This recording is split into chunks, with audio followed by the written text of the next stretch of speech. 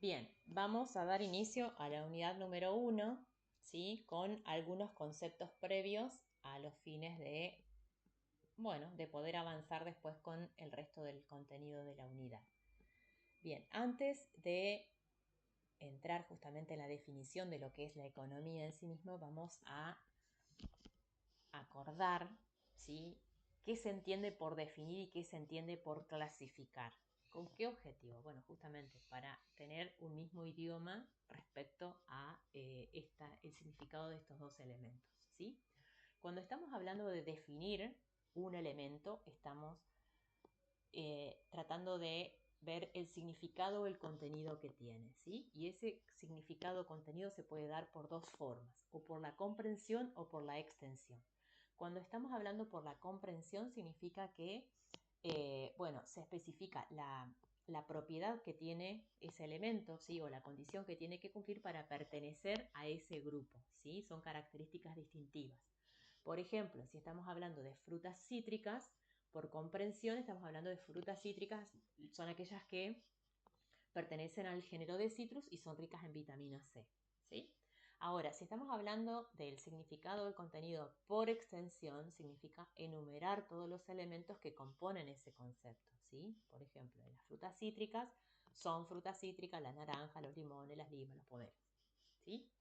Bien, dicho esto, avanzamos con lo que es clasificar, ¿sí? Clasificar un elemento significa encasillarlo, ¿sí? O sea, armar distintos grupos dentro de determinadas clases.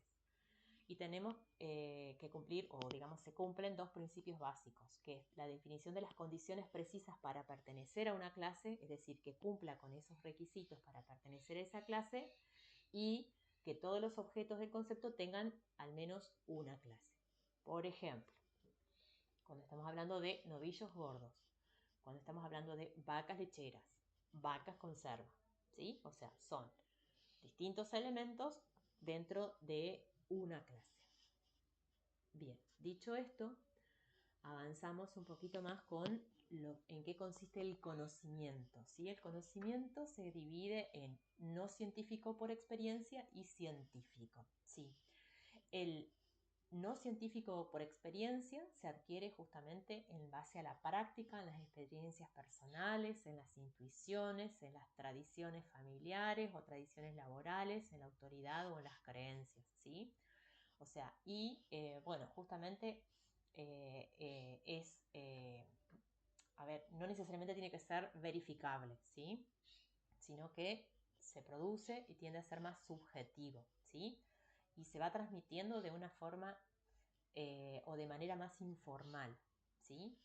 En cambio, el conocimiento científico justamente es un tanto más sistemático y estructurado y, bueno, necesita o adquiere esa relevancia, digamos, a través de un método. Ese método tiene distintos pasos, distintas partes, que son la observación, la formulación de la hipótesis, la experimentación, el análisis de los datos y la elaboración de las teorías, ¿sí? O las conclusiones que serían, ¿sí?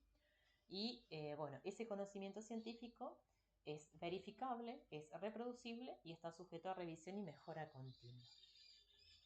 Bien, y entonces vamos a empezar a entrar justamente en el concepto de la economía, ¿sí? Que la mayoría de los autores la consideran una ciencia. Bien, y bueno, justamente ¿qué es la ciencia? Es el conocimiento científico. Bien, y vemos que, o sea, ¿qué es la ciencia en realidad? Y el conocimiento puede dividirse o clasificarse en científico y no científico por experiencia. Bien, dentro de lo que es la ciencia, ¿sí? Bueno, tenemos justamente una definición que sostiene que la ciencia es un conocimiento que está ordenado o sistematizado, que se obtiene a través de un método y sobre un objeto determinado. Y ese método científico permite dos razonamientos. Un razonamiento que es deductivo y el otro que es inductivo. El deductivo significa que partimos de lo general para llegar a lo particular, es decir, parte de principios de teorías generales y deriva en conclusiones específicas, ¿sí? Y el razonamiento inductivo parte particular y termina en lo general. Es decir, a partir de observaciones o datos puntuales, después generaliza la teoría. ¿Sí? Bien, por eso justamente el deductivo se parte, digamos, de enunciados verdaderos y se garantiza la verdad de la conclusión, y en los inductivos, como surge de lo particular a lo general, o sea, las premisas suelen ser insuficientes para obtener una conclusión verdadera en lo general, ¿sí? Y siempre está sujeta a revisión. Bien, la etapa del método hipotético deductivo, o sea, propuesto por el autor, justamente por Karl Popper, ¿sí? Tiene estos pasos, sería así, que sería la formulación de la hipótesis, que previamente requiere la observación o la inducción, ¿sí? Se deben definir con precisión cada una de las variables o términos utilizados, después se contrasta la hipótesis, ¿sí? Con distintas metodologías cuantitativa y cualitativa, y se puede comprobar, bueno, en esa contrastación puede surgir que sea verdadera o parcialmente verdadera en realidad, o falsa. Y si es falsa, entonces existe la posibilidad de reformular la hipótesis para llegar a una hipótesis provisoriamente verdadera. Y a la ciencia las podemos clasificar, por ejemplo, en formales o de objeto ideal y en fácticas o de objeto real. Las fácticas o de objeto real, a su vez, se dividen en sociales y naturales. Las naturales son justamente las que estudian los fenómenos naturales, los físicos, ¿sí? Y físicos del mundo, ¿sí? Materia, energía, leyes naturales que rigen el universo. Y las sociales son las que estudian el comportamiento humano y las relaciones y estructuras sociales. En las ciencias sociales es el hombre que se estudia a sí mismo, ¿sí? Bien, y justamente por ser ciencias sociales tienen algunas características particulares que las distingue de las otras ciencias. Y la primera de las características es la imposibilidad de realizar un ensayo controlado en laboratorio. Es decir, los ensayos, bueno, es difícil ensayar una situación particular, ¿sí? Y en un espacio reducido, como diría ahí, en un laboratorio, ¿sí? Porque las decisiones se van tomando y la reacción es directa, o sea, directa sobre la sociedad. Y muchas veces la falta de precisión en las conclusiones a las que se arriban no brinda conclusiones de certeza, ¿sí? Es decir, justamente como hay un movimiento permanente de la sociedad en su conjunto, entonces las conclusiones a las que se arriba suelen ser diferentes unas de otras a medida que se van tomando distintas medidas, ¿sí? O distintas pruebas. Y a su vez también se pueden caer en trampas, sobre todo porque al realizar una prueba, o sea, como en lo social hay muchas variables en juego, ¿sí? O sea, y es difícil poder realizar una prueba moviendo todas las variables a la vez, sobre todo cuando las variables están relacionadas entre sí. Entonces, es necesario mantener constante la mayoría de las variables y mover solo una y ir viendo el impacto que tiene en las demás. Y finalmente la existencia de procesos de aprendizaje social. Bien, dicho esto, vemos en la pantalla justamente un poco la evolución, o sea, en 3 párrafos, la evolución de las ciencias a lo largo de la historia, ¿sí? O sea, donde surge justamente 3000 años antes de Cristo ya existían,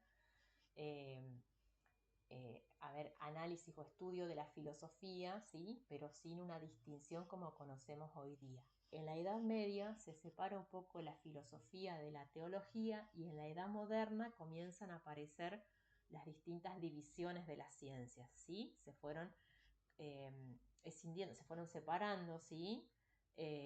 Sobre todo las de objetos naturales como la física, la química y la astronomía, y después aparecen las ciencias sociales justamente como el derecho, la economía, la sociología, la psicología, ¿sí? Que son las que nos encuentra hoy. Y ver, se podría decir como el principal referente de la economía es, haciendo un punto de inflexión, digamos, en la historia, ¿sí? Es Adam Smith, en el siglo XVIII con su obra publicada La riqueza de las naciones. A partir de allí aparecen muchas teorías, ¿sí? De distinta índole referidas a la economía, que, bueno, o sea, estará en bibliografía específica y en otros tratados que no hacen a la introducción a la economía general. Bien, dicho esto, vamos a tratar de, bueno, de analizar algunas definiciones, ¿sí?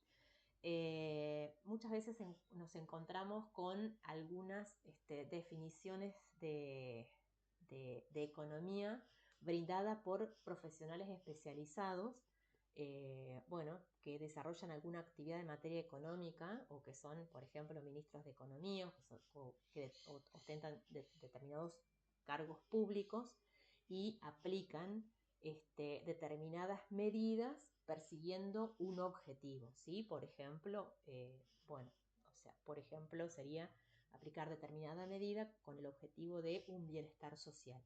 Bueno, esas definiciones brindadas por esas personas especializadas y que están en una situación de desempeño de un cargo público, por ejemplo, a esas definiciones se les llaman definiciones tecnócratas o justamente de personal o de profesionales especializados.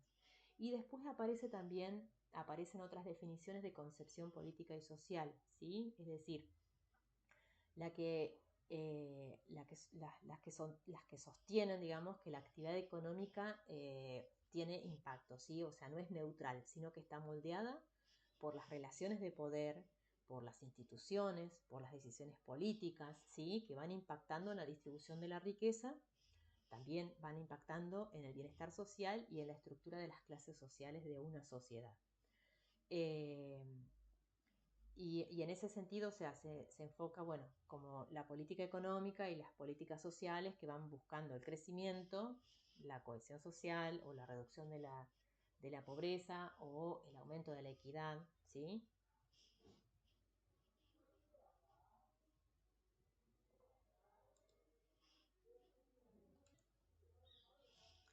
En ese sentido, bien, la economía como política estudia la interrelación que hay entre los sistemas económicos y el poder, ¿sí? Donde se van, bueno, mostrando decisiones sobre recursos y esas decisiones están influenciadas por grupos de interés y luchas de clases, ¿sí? Después también la política económica representa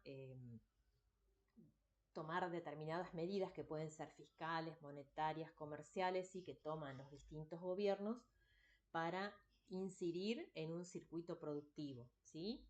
Y esas decisiones suelen estar alineadas con una ideología y con objetivos que son claramente definidos, ¿sí? Y para la concepción de política y social, o sea, la dimensión social busca la sostenibilidad o el bienestar general y la inclusión de los sectores marginados, bueno, a través de distintas medidas como podría ser o inversión justamente en educación, en salud, en empleo, con el objetivo, bueno, de mejorar la calidad de vida de la sociedad, ¿sí? Es decir que la política social actúa como motor de desarrollo, tratando de reducir las desigualdades, mientras que bueno, las economías populares y sociales por ahí, como las cooperativas o las mutuales, ¿sí? O los grupos de trabajo, proponen formas alternativas de gestión económica bueno, con otras improntas en la aplicación. Bien, es decir que la concepción política y social de la economía sostiene un poco que no es un agregado aleatorio, ¿sí? Sino que es el campo donde se resuelven los opuestos económicos para poder transformar una sociedad. Bien, ahora podemos avanzar un poquito con lo que son las distintas definiciones de economía que vamos a ver en pantalla, que las tendrán ustedes disponibles en la bibliografía y en general, o sea, entre los distintos autores vamos a avanzar con la última definición, ¿sí? Que es la de Becker y Mochon, que es la que tenemos en la bibliografía de UNE. Que la economía se ocupa de la manera en que se administran unos recursos escasos con el objeto de producir bienes y servicios y distribuirlos para su consumo entre los miembros de una sociedad. Es decir, que acá aparecen varios elementos a tener en cuenta, ¿sí? Porque aparecen recursos escasos, ¿sí?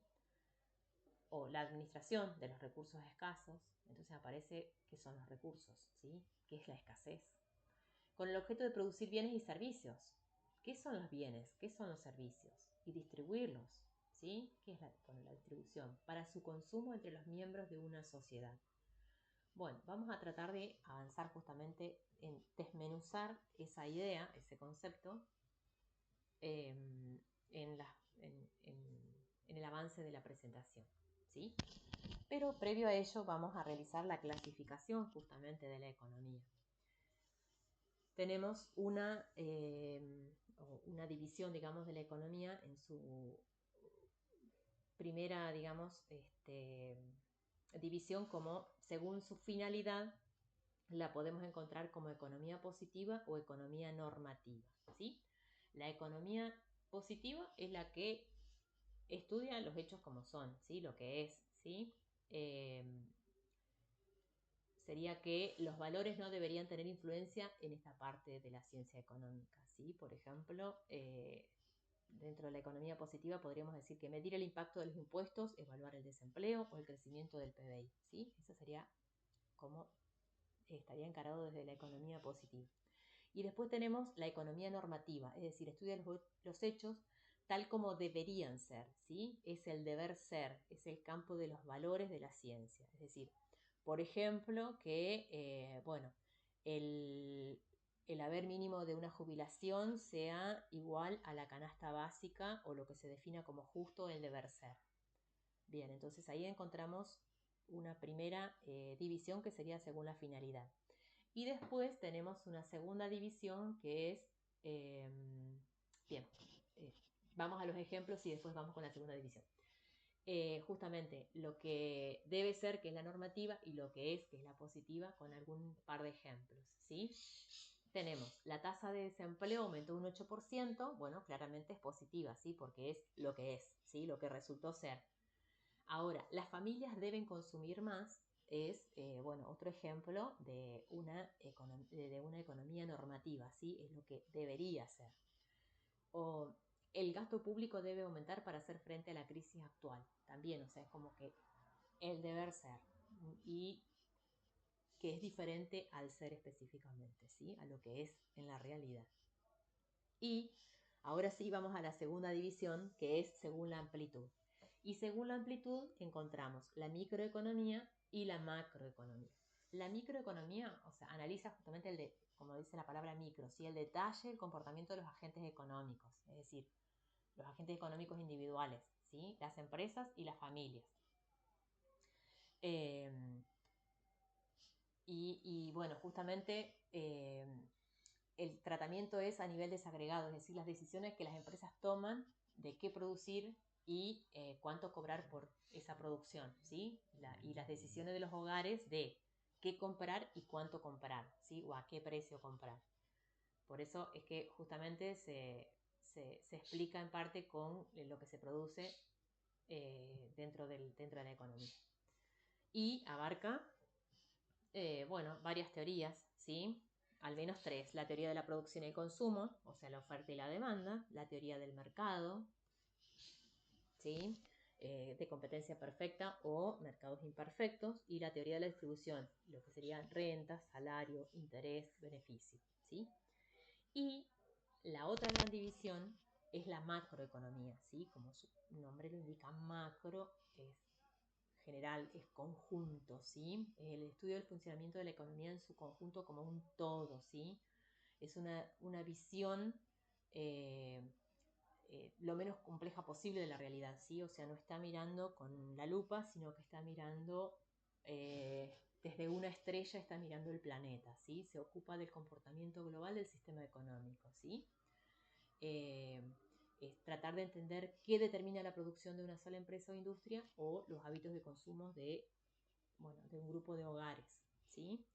Y la macroeconomía también abarca 5 teorías, ¿sí? La teoría del dinero y del crédito, la teoría del ingreso nacional y del producto nacional, eh, la teoría de la economía internacional y la teoría de las fluctuaciones económicas. Bien, vamos con unos ejemplos de micro y otro de macro, ¿sí? Acá vamos a ver 2 títulos, ¿sí? En este caso, el agro acelera la incorporación de drones para la tarea a campo, ¿sí? Bien, sería un título de microeconomía porque, dice justamente la incorporación de drones para siembra, fertilización y pulverización gana terreno en el campo argentino. Crece la demanda de productores que buscan autonomía operativa y mayor eficiencia en las aplicaciones.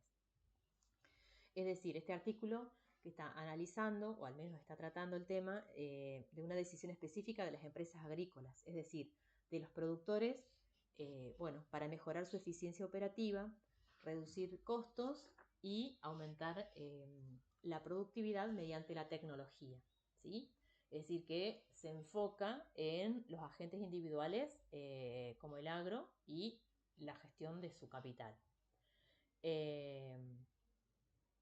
Bien, serían los aspectos específicos, la decisión del productor de adoptar esa tecnología para aumentar la rentabilidad, y los drones permitirían justamente una mayor precisión en la siembra, en la fertilización o en la pulverización, ¿sí? Y permitiría, por ejemplo, una reducción en los costos de insumos o reducción del uso del agua, ¿sí? O lo que fuese, digamos, que trate el artículo en su contenido. Entonces estamos hablando justamente de un título de microeconomía. Y vamos a un título de macroeconomía, donde vemos justamente el acuerdo de libre comercio con Estados Unidos permitirá exportar 100.000 toneladas de carne sin aranceles. En el marco del acuerdo de libre comercio con Estados Unidos se fijó en 100.000 toneladas la cuota para exportar carne libre de aranceles. Bien, este título tiene un impacto directo, es de aspecto macroeconómico y tiene un impacto micro, ¿sí? Porque se trata de una política comercial.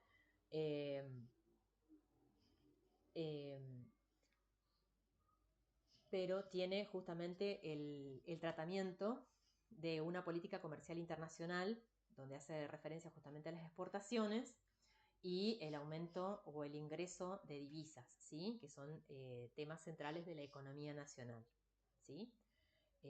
Estaría analizando el comercio exterior de un país, los acuerdos bilaterales de libre comercio y probablemente la balanza comercial con un aumento de las exportaciones y un aumento de divisas en ese sentido, ¿sí?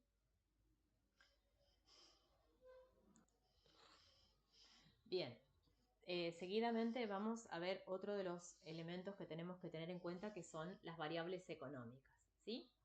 Bien, ¿qué son variables? Bien, las variables representan un valor, son una característica, una cantidad medible dentro de un contexto determinado, ¿sí? La variable económica es un dato que permite medir y analizar diferentes aspectos de la economía, ¿sí? Dentro de esas variables vamos a encontrar variables microeconómicas y macroeconómicas en una primera clasificación.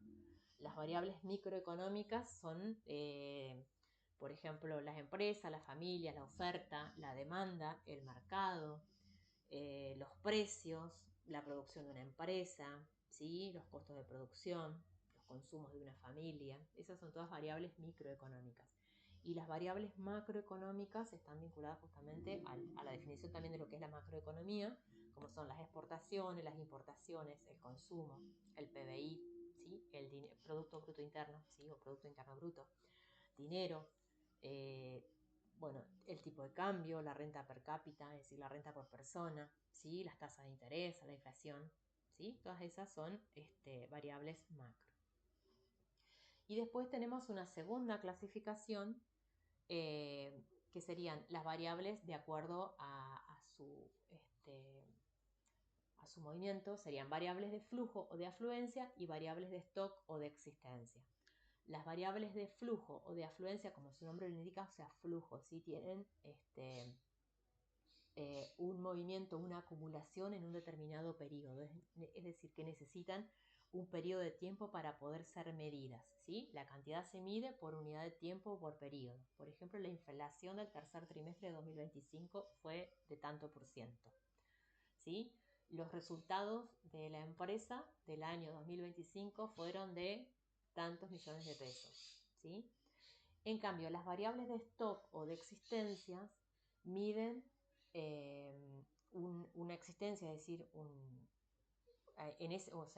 stock determinado, ¿sí? En ese momento determinado. Si es la foto, ¿sí? Es la foto a ese momento. Puede ser de un bien, la cantidad de bienes, de la cantidad del activo, ¿sí? De una empresa, de las deudas que tienen en ese determinado periodo, ¿sí? De los resultados, de el consumo que hubo, a nivel macro, por ejemplo, el consumo que hubo en todo un año, ¿sí? En las exportaciones que se desarrollaron en todo un año, ¿sí? O sea, ese requiere, lo de las exportaciones es de flujo, ¿sí? Mide un periodo de tiempo, ¿sí? Tanto las exportaciones como el consumo es un determinado tiempo, ¿sí? Son variables de flujo. Las de stock, les decía entonces, es una foto, ¿sí? En un momento determinado, en un punto específico.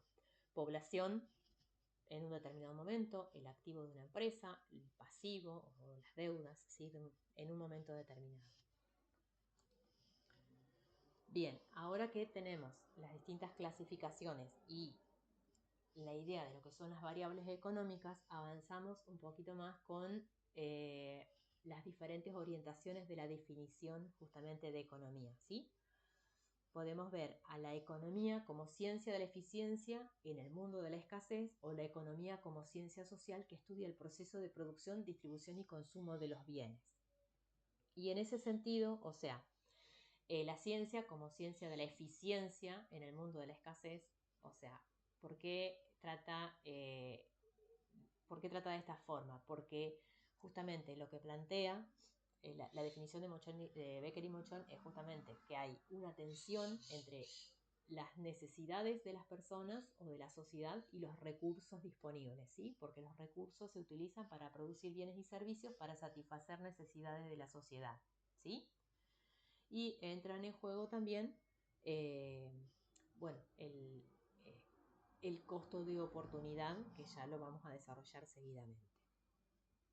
Entonces, en este sentido, vemos justamente que la ciencia estudia el comportamiento humano, en esta primera definición, ¿sí? Estudia el comportamiento humano como una relación entre fines y medios escasos, ¿sí? O sea, tenemos unos recursos que son escasos y unos fines, digamos, que son justamente de satisfacer las necesidades.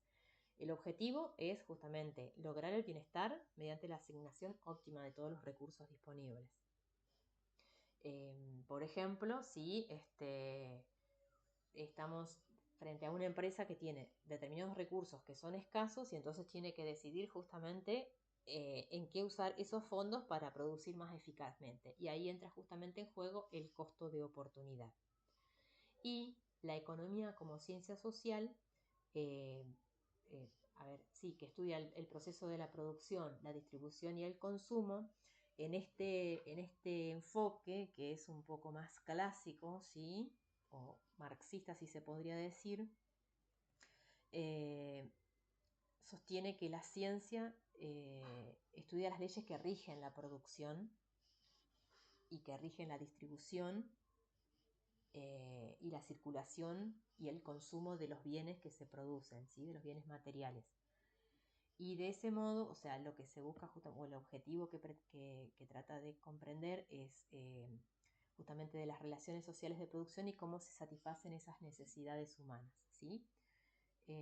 Por ejemplo, dentro de una fábrica, en relación a un producto específico, bueno, quién lo produce, quién lo distribuye y cómo llega al consumidor final. Y en relación a este tema, o sea, dentro de lo que es la economía, justamente aparecen tres preguntas que son clave justamente en el objeto de estudio de la economía en sí, que es qué producir, cómo producirlo y para quién producirlo. Y entonces, bueno, aparecen mecanismos para dar respuesta a estas preguntas, ¿sí? Hay tres métodos, se podría decir, que fueron, o sea, estos métodos fueron evolucionando en el transcurso del tiempo eh, y que han, bueno, permitido, o sea, son distintos mecanismos, digamos, que han permitido dar respuesta a estas preguntas a lo largo de la historia, ¿sí? Y la aparición cronológica sería justamente el mecanismo de tradición, después el de mando o el de autoridad y seguidamente el de mercado. Bien, el mecanismo de tradición, o sea, sostiene que la sociedad decide qué, cómo y para quién producir, tal como lo hicieron los ancestros, ¿sí? Tal como lo hicieron los antepasados.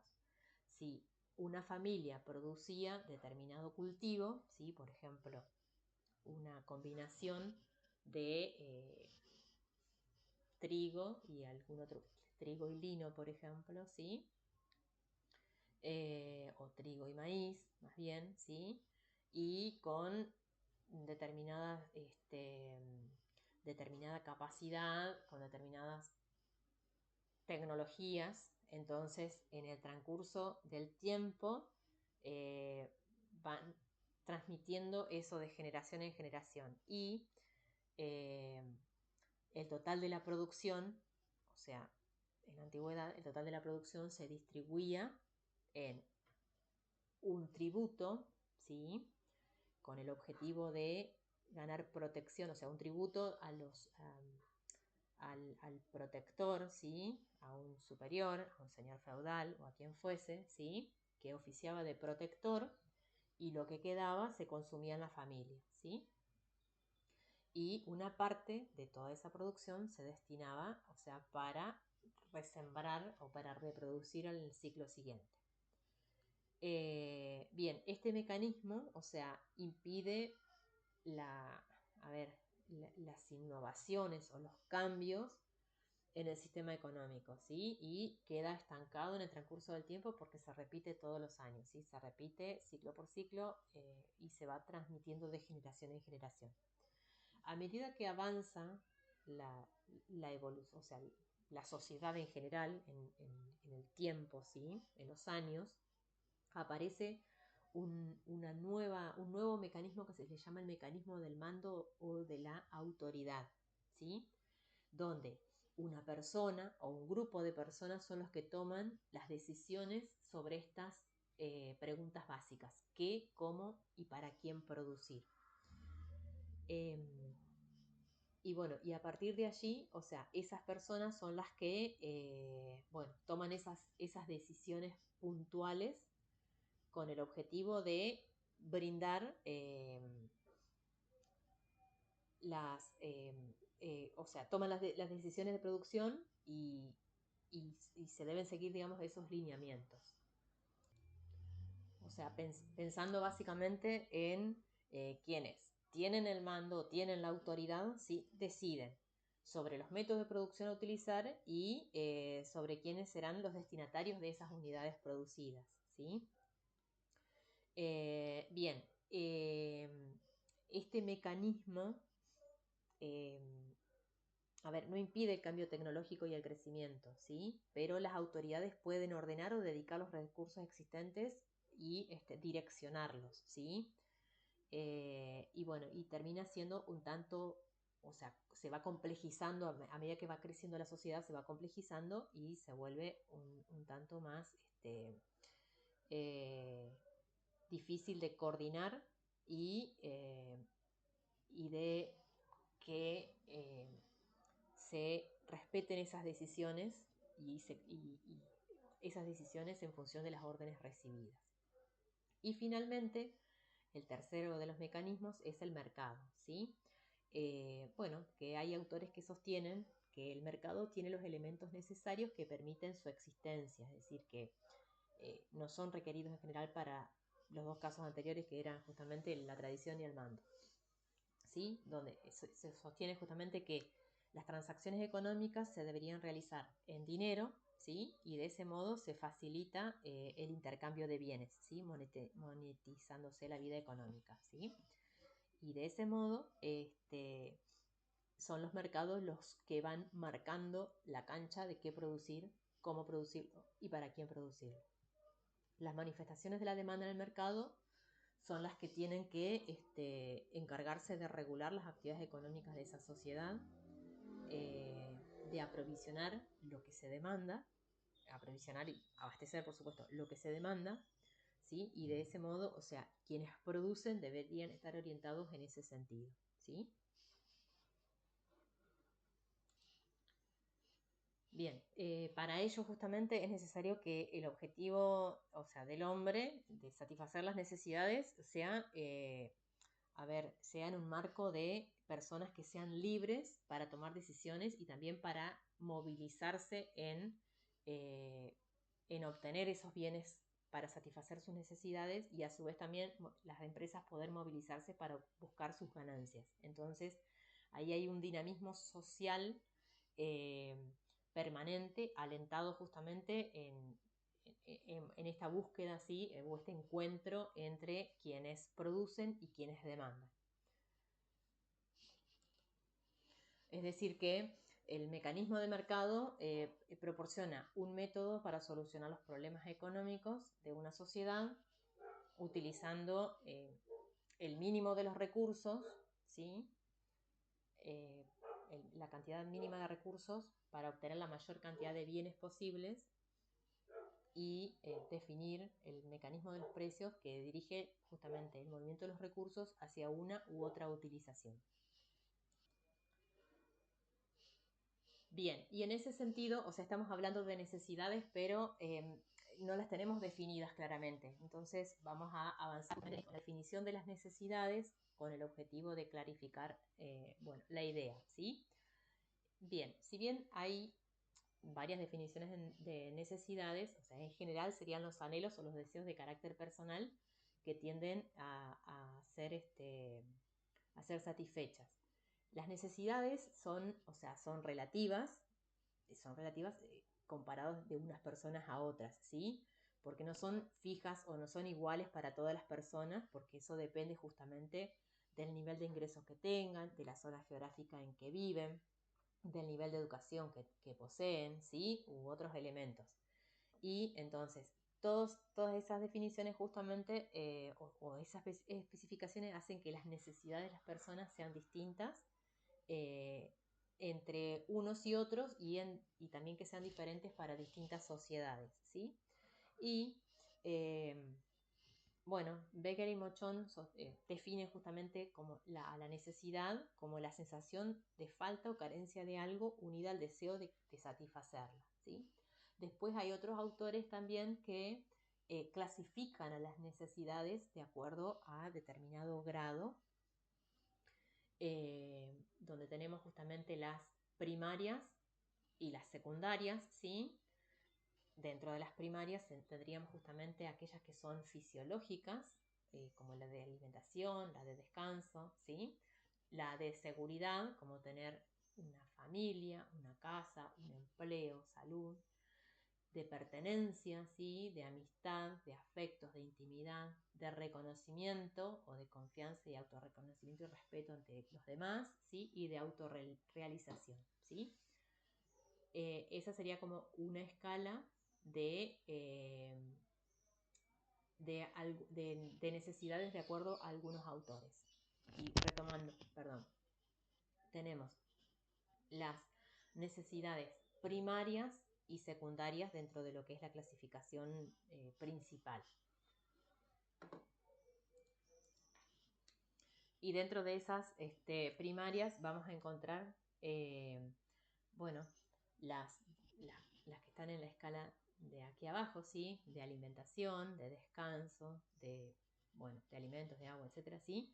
Y después las secundarias o las civilizadas son las que aparecen o dependen del nivel socioeconómico de las personas o de la sociedad, ¿sí? Y estarán relacionados con algunos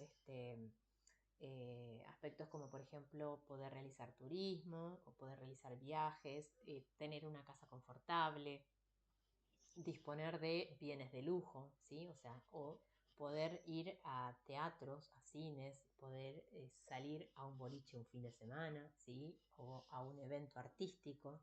Bueno, esas son necesidades secundarias. Entonces esas son según la naturaleza y bueno, el resto de las clasificaciones las pueden ver directamente desde la bibliografía, ¿sí? Y en ese sentido vamos a avanzar justamente en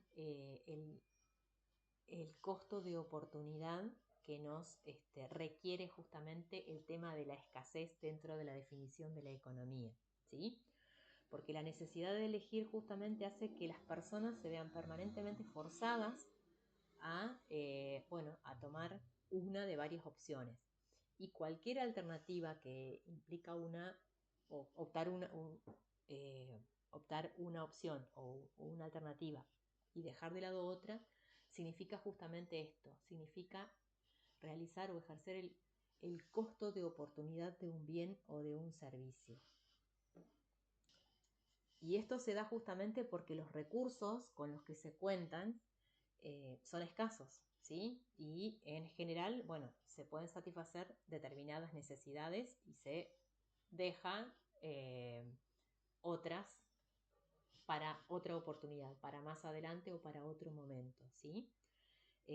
Bueno, ese problema, el problema de la escasez y el costo de oportunidad, o sea, están entrelazados o están de la mano, ¿sí?